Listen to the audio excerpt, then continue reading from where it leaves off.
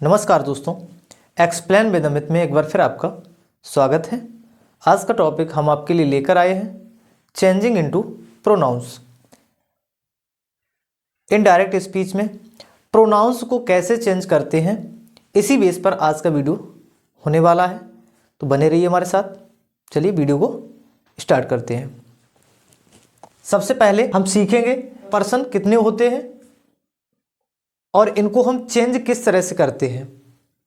क्या ऑब्जेक्ट होता है इनका, क्या पजेसिव केस होता है, क्या सेल्फ फॉर्म होती है, क्या सब्जेक्ट होता है, और कौन सा सब्जेक्ट कौन सा प्रोनाउन कौन से पर्सन के अंतर्गत आता है। तो सबसे पहले बात करेंगे फर्स्ट पर्सन की। तो फर्स्ट पर्सन के अंतर्गत आई और वी आता है, जिसका ऑब्जेक्ट मी होता है। आई का ऑब्जेक्ट मी और वी का ऑब्जेक्ट अस होता है। आई का पजेसिव माई होता है और वी का पजेसिव अवर होता है। सेल्फ फॉर्म की बात करें तो आई का सेल्फ फॉर्म माई सेल्फ और वी का सेल्फ फॉर्म अवर सेल्फ हो जाता है। फर्स्ट पर्सन में जो आई है उसका प्रयोग सिंगुलर में किया जाता है और वी का प्रयोग एज ए प्लूरल होता है। इसलिए यहां पर सेल्फ फॉर्म में आई के साथ माई सेल्फ आया है और अवर के साथ अवर सेल्फ आया है। एफ को हटाकर वीईएस लगा दिया गया है। ध्यान रहे, सेकेंड पर्सन के अंतर्गत यू आता है और यू का ऑब्जेक्ट भी यू ही रहता है। इसका पजेसिव योर हो जाता है और सेल्फ फॉर्म योर सेल्फ हो जाती है। फिर बात करते हैं थर्ड पर्सन की। तो थर्ड पर्सन के अंतर्गत ही आता है, सी आता है, इट और दे आता है, और बाकी जितने भी प्रोनाउंस या नाउंस बचते हैं वो सारे थर्ड पर्सन के अंतर्गत ही आते हैं। जैसे ही का ऑब्जेक्टिव हिम हो जाएगा, पजेसिव हिज हो जाएगा और सेल्फ फॉर्म हिम सेल्फ हो जाती है। इसी तरह से सी का हर हो जाता है और इसका पजेसिव भी हर ही रहता है। ऑब्जेक्ट और पजेसिव सेम रहता है, सेल्फ फॉर्म हर सेल्फ हो जाती है। इट का ऑब्जेक्ट इट होता है और पजेसिव इट्स होता है, सेल्फ फॉर्म इट सेल्फ हो जाती है। इसी तरह से दे का देम हो जाता है और पजेसिव देयर हो जाता है। सेल्फ फॉर्म में यहां पर भी देम सेल्व्स आता है, क्योंकि थर्ड पर्सन का प्लूरल दे होता है और फर्स्ट पर्सन का प्लूरल वी होता है, इसलिए इनके साथ एफ को हटाकर बीईएस जोड़ दिया जाता है। चलिए आगे बात करते हैं रूल्स की कि प्रोनाउंस को हम किस तरह से चेंज करते हैं। यदि रिपोर्टेड स्पीच का सब्जेक्ट फर्स्ट पर्सन का है तो इसे रिपोर्टिंग वर्ब के सब्जेक्ट के अनुसार बदलते हैं। यदि रिपोर्टेड स्पीच का सब्जेक्ट फर्स्ट पर्सन का दिया जाता है तो हम इसे रिपोर्टिंग वर्ब के सब्जेक्ट के अनुसार चेंज करते हैं। आइए एग्जाम्पल से समझते हैं। राम सैड टू मी, बना लो इसे।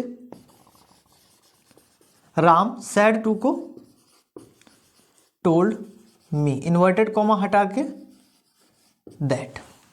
अब बात करेंगे आई की। जैसा कि आप लोग टेबल में देख चुके हैं, आई फर्स्ट पर्सन के अंतर्गत आता है और इसको चेंज करेंगे हम राम से। आई वी और यू को छोड़कर शेष जितने भी सब्जेक्ट आते हैं सारे थर्ड पर्सन के अंतर्गत आते हैं। तो राम भी थर्ड पर्सन के अंतर्गत ही आएगा, इसलिए यहां पर राम थर्ड पर्सन का सिंगुलर है और ये भी फर्स्ट पर्सन का सिंगुलर है, तो यहां पर थर्ड पर्सन का सिंगुलर आएगा जो कि होता है ही। और हैव को चेंज कर देंगे हम हैड में, डन। अब यहां पर जब ही आ गया है, जब आई के साथ यहां माई आया है पजेसिव, तो ही के साथ यहां पर पजेसिव हिज आ जाएगा, हिज वर्क।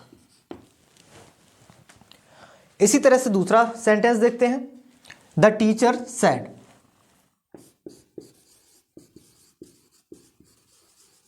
द टीचर केवल सेड को वैसा ही छोड़ देते हैं, इन्वर्टेड कॉमा हटा के दैट लगा देते हैं। अब बी फर्स्ट पर्सन का है, प्लूरल है, फर्स्ट पर्सन का चेंज होगा हमारा सब्जेक्ट से, लेकिन यहां पर प्लूरल है तो थर्ड पर्सन का प्लूरल ही लगाएंगे। थर्ड पर्सन का प्लूरल होता है दे, तो यहां पर वी की जगह पर आ जाएगा दे। वाज वर्ब को चेंज करते हैं हैड बीन में, पासिंग का पासिंग ही रहेगा,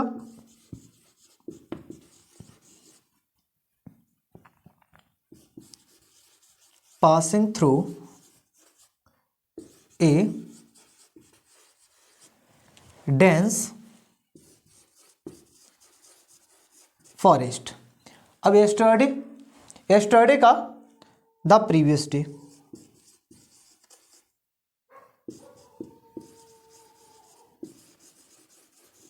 yesterday का the previous day. अगर आपने ये वाला रूल नहीं पढ़ा है, निकटता सूचक शब्दों को दूरी सूचक शब्दों में बदलना, अगर ये रूल नहीं पढ़ा है आपने तो चैनल पर विजिट कीजिए, ये वीडियो वहाँ से जाकर देख सकते हो और इसे भी समझ सकते हो। चलिए बात करते हैं सेकेंड रूल की। सेकेंड रूल में क्या दिया गया है देखते हैं। यदि रिपोर्टेड स्पीच का सब्जेक्ट सेकेंड पर्सन का है तो इसे रिपोर्टिंग वर्ब के ऑब्जेक्ट के अनुसार बदलते हैं। यदि रिपोर्टेड स्पीच का सब्जेक्ट सेकेंड पर्सन का दिया जाता है तो हम इसे रिपोर्टिंग वर्ब के ऑब्जेक्ट के अनुसार बदलते हैं। यदि ऑब्जेक्ट नहीं है तो इसे आई कोमा ही या सी में बदल देते हैं। तो ऑब्जेक्ट ना होने की स्थिति में हम इसे आई कोमा ही या फिर सी में बदल देंगे। आइए एग्जाम्पल से समझते हैं।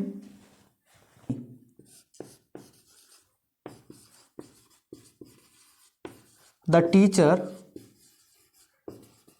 Told me that. अब यहां पर यू सेकेंड पर्सन है, चेंज हो जाएगा मी से। तो यू को जब मी से बदलेंगे तो यहां पर मी का आएगा सब्जेक्ट, मी ऑब्जेक्ट होता है आई का, तो यहां पर आ जाएगा आई। इजेमार को चेंज करते हैं बाज या वर में, तो आई के साथ आता है बाज। बाज a good student.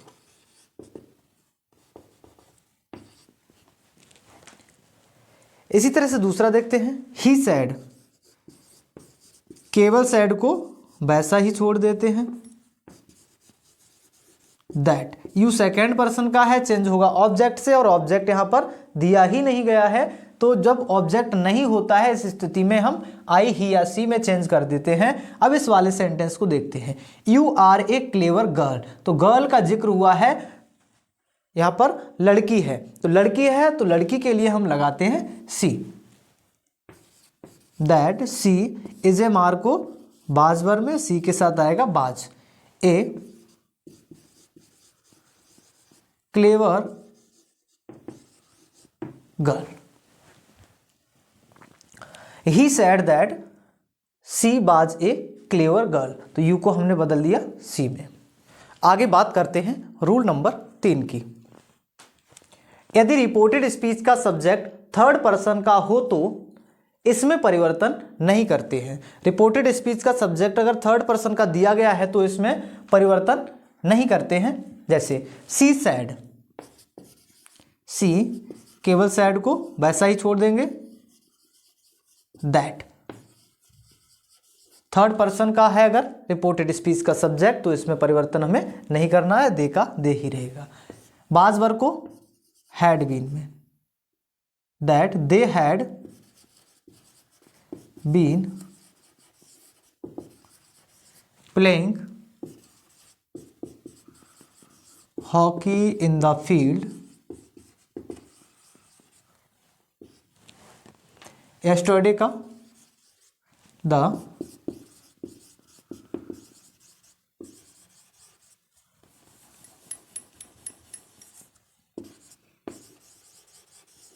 previous day. She said they were playing hockey in the field yesterday. She said that they had been playing hockey in the field yesterday का the previous day. अब बात करते हैं कुछ नोट की। इसका एक और रूल होता है, वो क्या होता है उसे भी समझ लीजिए, और इसको अगर भूल भी जाते हैं तो उसको याद रख के हम सारे सेंटेंस को बना सकते हैं।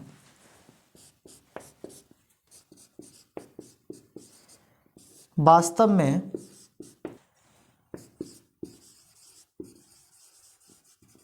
प्रोनाउन में परिवर्तन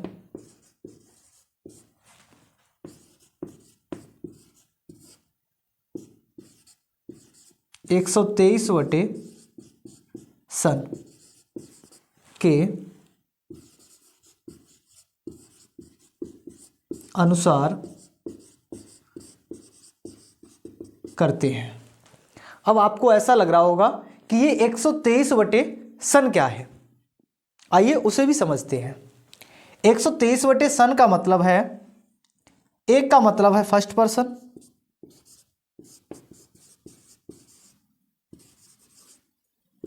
इसको चेंज करते हैं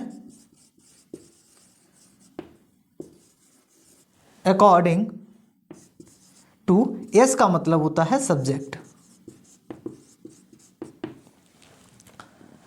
सेकंड का मतलब होता है सेकंड पर्सन,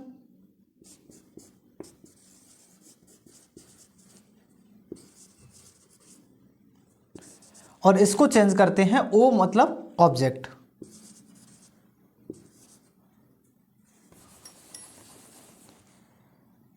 अकॉर्डिंग टू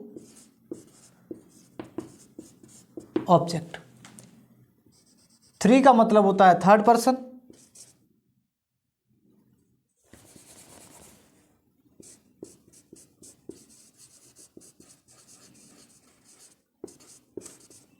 और एन का मतलब है नो चेंज। तो इस तरह से हम ये वाला फॉर्मूला अगर याद रखते हैं तो हमें प्रोनाउन चेंजिंग में कोई भी दिक्कत नहीं आने वाली है।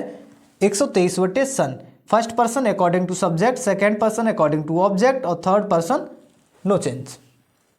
आई होप आपको वीडियो अच्छा लगा होगा। अगर आपके लिए वीडियो कुछ इन्फॉर्मेटिव रहा हो तो प्लीज़ चैनल को सब्सक्राइब और वीडियो को लाइक ज़रूर कर देना, बेल आइकन को भी प्रेस कर देना, ताकि आने वाले वीडियो के सारे नोटिफिकेशन आप तक सबसे पहले पहुंच सकें। मिलते हैं एक और नए टॉपिक के साथ अगले वीडियो में, तब तक के लिए जय हिंद।